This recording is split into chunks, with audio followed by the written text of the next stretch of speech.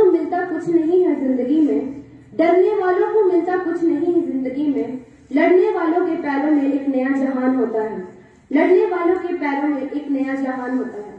परम आदरणीय प्रधानाचार्य जी, अध्यापक वर्ग तथा मेरे प्रिय छात्र साथियों, सर्वप्रथम सभी को नव वर्ष की हार्दिक शुभकामनाएं।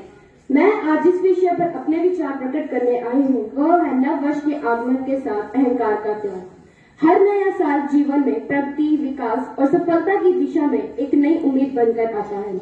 नया साल एक नई शुरुआत को दर्शाता है। पुराने साल हमने जो भी किया, जो भी सीखा, जितनी बार भी सफल हुए, असफल हुए, उन सभी से सीख लेकर एक नई उम्मीद के साथ हम सबको आगे बढ़ना चाहिए। जिस प्रकार नया साल एक नए जीवन जीने की उम्मीद देता है, ठीक उसी प्रकार वह मानव जीवन में बीते बुरे समय को भुला देने की प्रेरणा भी देता है। इसीलिए आवश्यक है कि नए साल के आगमन के साथ हम सबको हमारे जीवन में सबसे बुरी आदत को त्यागने की चेष्टा करनी चाहिए। आज के समय में मानव जीवन की सबसे विनाशकारी तथा सबसे बुरी आदत या उसका सबसे बड़ा शत्रु उसका अहंकार है। अहंकार मानव बुद्धि का विनाश कर देता है। अहंकार मानव के जीवन की एक ऐसी बुरी लत है जो जब जिसको लगती है तो उसका जीवन बर्बादी की ओर अग्रसर हो जाता है। नए संकल्पों के साथ नए साल का आगाज करके लोग अपने जीवन से इस बुरी आदत को निकालकर उन सभी संकल्पों को पूरा करने की कोशिश करते हैं, परंतु अहंकार मानव जीवन में एक ऐसी परेशानी का रोड़ा बन चुका है जिसमें आकर मानव यह तक भूल चुका है कि उसके पास खुद का कुछ नहीं।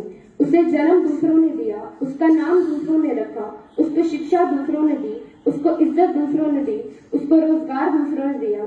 उसका इस जीवन से अस्तित्व खत्म हो जाने के बाद उसके द्वारा कमाया गया सब धन दौलत संपत्ति दूसरों द्वारा ही बांट ली जाएगी। आखिर किस बात का अहंकार है इस जीवन में? इसीलिए आवश्यक है कि नव वर्ष के आगमन के साथ हम सबको हमारी कमजोरियों का विश्लेषण करना चाहिए तथा महान कार्य को करने के लिए न केवल योजना बनानी चाहिए बल्कि कार्य करने की चेष्टा भी करनी चाहिए। जिस प्रकार पुराने साल के खत्म होने पर हम दुख नहीं मनाते अपितु नए साल का स्वागत बहुत ही खुशी और उत्साह से करते हैं, ठीक उसी प्रकार जीवन में बीते हुए बुरे वक्त को लेकर हमें बार बार दुखी नहीं होना चाहिए बल्कि उसे एक बुरा काल समझकर आगे बढ़ना चाहिए। अंत में मैं अपने शब्दों को विराम देते हुए सिर्फ यही कहना चाहती हूँ कि जिंदगी में इतनी गलतियां मत करो कि पेंसिल से पहले ही रबड़ घिस जाए। जिंदगी में इतनी गलतियां मत करो कि पेंसिल से पहले ही रबड़ घिस जाए और रबड़ को इतना मत घिसो कि जिंदगी का नया पेज ही फट जाए और रबड़ को इतना मत घिसो कि जिंदगी का नया पेज ही फट जाए। धन्यवाद। जय हिंद, जय भारत।